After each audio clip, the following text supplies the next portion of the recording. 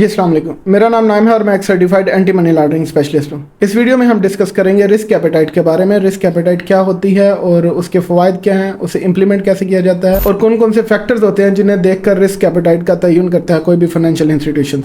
सबसे पहले हम देखते हैं रिस्क एपेटाइट क्या होती है। रिस्क एपेटाइट उस रिस्क को कहते हैं जो एक फाइनेंशियल इंस्टीट्यूशन डिसाइड करता है कि वो मनी लॉन्ड्रिंग के मुतालिक कितना रिस्क वो एक्सेप्ट कर सकते हैं। मिसाल के तौर पे कुछ financial institution politically expose person या पेप्स को एक्सेप्ट करते हैं, जबकि दूसरे इंस्टीट्यूशन या financial institution politically expose person को एक्सेप्ट नहीं करते। तो ये दोनों की डिफरेंट रिस्क एपेटाइट होती है। कुछ फाइनेंशियल इंस्टीट्यूशन की रिस्क एपेटाइट ज़्यादा होती है, जबकि बाकी फाइनेंशियल इंस्टीट्यूशन की रिस्क एपेटाइट कम हो सकती है।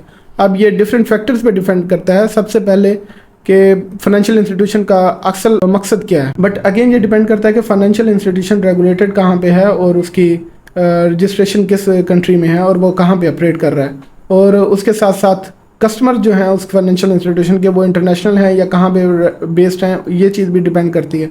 फॉर एग्जांपल अब काफ़ी कंट्रीज़ में जो इंटरनेशनल फाइनेंशियल इंस्टीट्यूशंस हैं, जैसे वेस्टर्न यूनियन हो गया या वाइज हो गया या पेपाल हो गया, अब ये डिफरेंट कंट्रीज़ में ऑपरेट कर रहे हैं, लेकिन इनकी अपने रिस्क एपेटाइट की वजह से काफ़ी कंट्रीज़ में ये ऑपरेट नहीं कर रहे। जैसे पाकिस्तान में पेपाल नहीं है, क्योंकि रिस्क एपेटाइट जो है पेपाल की वो इंक्रीज़ हो जाती है पाकिस्तानी कस्टमर के हवाले से, और अगर कोई कस्टमर पाकिस्तान में रिजाइड कर रहा है तो वो उसे अकाउंट ओपन नहीं करने देंगे।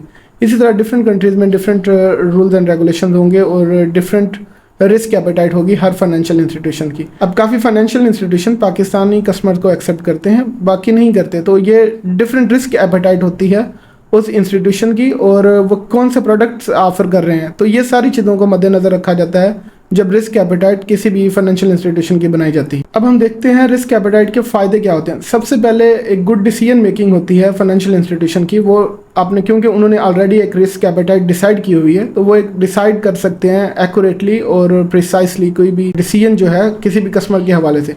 फॉर एग्जाम्पल स्ट्रेट फॉरवर्ड होगा कि हमने इस कंट्री के कस्टमर के साथ डील नहीं करना या हमने इनके साथ बिजनेस रिलेशनशिप कायम नहीं करना। तो ये एक बेहतर डिसीजन मेकिंग फ्राहम करता है रिस्क एपेटाइट फाइनेंशियल इंस्टीट्यूशन को। उसके बाद सेकंड नंबर पे रिस्क मैनेजमेंट आ जाता है, क्योंकि रिस्क एपेटाइट ऑलरेडी डिसाइड होती है तो रिस्क मैनेज कर सकता है फाइनेंशियल इंस्टीट्यूशन बेहतर तरीके से कि उन्होंने किस तरह के कस्टमर को अलाउ करना है और कितने प्रोडक्ट ऑफर करने हैं और क्या क्या चीज़ें उन्होंने ऑफर करनी है कस्टमर को, और कौन कौन से प्रोडक्ट वो मैक्सिमम ऑफर कर सकते हैं। क्योंकि डिफरेंट, जैसे मैंने पिछली वीडियो में डिस्कस किया था कि different institutions different product offer करते हैं और वो तमाम प्रोडक्ट तमाम कस्टमर्स के लिए नहीं होते। फॉर एग्जाम्पल अगर कोई इंस्टीट्यूशन है वो एक्सचेंज सर्विस भी प्रोवाइड कर रहा है और उसके साथ साथ मनी रेमिटेंस सर्विसेज भी प्रोवाइड कर रहा है, तो हो सकता है कि वो कस्टमर को दोनों सर्विसेज प्रोवाइड करे और किसी कस्टमर को सिर्फ रेमिटेंसेस की सर्विस तो प्रोवाइड करे लेकिन एक्सचेंज सर्विस प्रोवाइड ना करे। तो ये डिपेंड करता है अगेन कस्टमर के प्रोफाइल पे और उस इंस्टीट्यूशन की रिस्क मैनेजमेंट पे जो डिसाइड की गई होती है रिस्क एपेटाइट की वजह से। उसके साथ साथ ये स्ट्रेटेजिक प्लानिंग में भी कंपनी को काफ़ी फ़ायदा देता है रिस्क एपेटाइट, और इसके अलावा ये रेगुलेटरी कंप्लायंस, जो जहाँ पे कंट्री रेगुलेटेड है तो वहाँ की कंप्लायंस को फॉलो करने के लिए भी ये काफ़ी फ़ायदेमंद होता है। और मेन मकसद जो फाइनेंशियल इंस्टीट्यूशन का वो यही है कि रेगुलेशंस के साथ कंप्लाई किया जाए।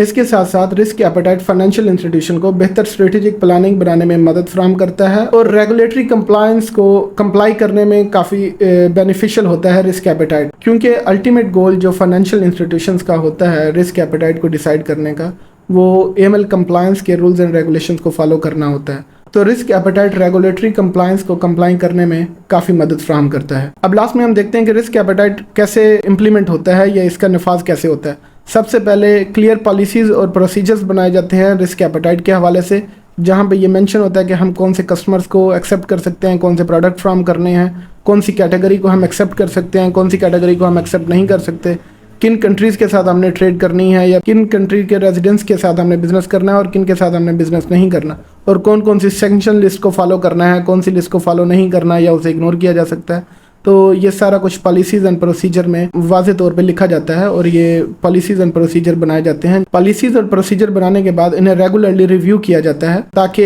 अगर कोई अपडेट है रूल्स एंड रेगुलेशन में तो उसे पॉलिसीज़ एंड प्रोसीजर में शामिल किया जा सके। और लास्ट में ये पॉलिसी एंड प्रोसीजर जो बनाई जाती हैं कंप्लायंस में रिस्क एपेटाइट के हवाले से, ये कंपनी में पूरे फाइनेंशियल इंस्टीट्यूशन में ये सबको कम्युनिकेट की जाती हैं, ताकि तमाम जो एम्प्लॉयज़ हैं उस कंपनी के या उस फाइनेंशियल इंस्टीट्यूशन के और उसके साथ साथ जो बोर्ड डायरेक्टर्स हैं या जो UBOs हैं या जो भी कंप्लायंस डिपार्टमेंट है, सबको इन पॉलिसीज का क्लियरली पता हो, वो इसे इम्प्लीमेंट करें, उन पॉलिसीज के मुताबिक कस्टमर्स को डील करें। AML कंप्लायंस में रिस्क एपेटाइट फाइनेंशियल इंस्टीट्यूशन को फाइनेंशियल क्राइम के बचने और उसके फाइनेंशियल इंस्टीट्यूशन को अब्यूज होने से बचाने में काफ़ी मदद फ्राहम करता है। इसके साथ साथ रिस्क एपेटाइट फाइनेंशियल इंस्टीट्यूशन को जुर्मानों से बचाने के लिए भी काफ़ी मदद फ्राहम करता है। आज के लिए इतना ही। अगर आपको वीडियो अच्छी लगी है तो इसे लाइक करें, चैनल को सब्सक्राइब करें और वीडियो अपने दोस्तों के साथ शेयर करें। मिलते हैं आपसे अगली वीडियो में। अपना ख्याल रखिएगा। अल्लाह हाफिज़।